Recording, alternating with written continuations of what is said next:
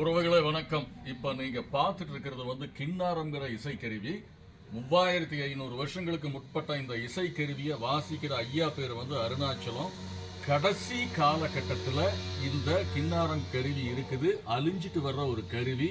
இவர் ஐயா சிலப்பதிகாரத்தை கின்னாரத்தின் மூலியமா இந்த இசையை கடைசியா வாசிக்கக்கூடிய மனிதன் இவர் தான். இவருடன் இந்த கலை அழிய போகிறது.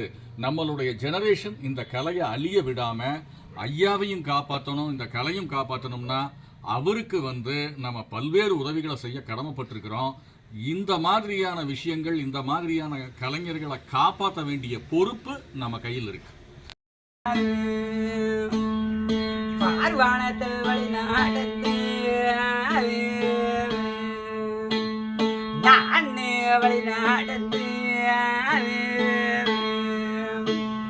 கண்டகையாவேடி கட்டழகே வழி நாடத்து நானு வழி நாடத்து தங்கத்தாலே வாசலுக்கு தயவுடனே ஓடி வந்து நானு ஓடி வந்து வெள்ளித்தாலே வாசலுக்கு வெகு சுடியா ஓடி வந்து நானு ஓடி வந்து கோட்டத்தாலே வாசலுக்கு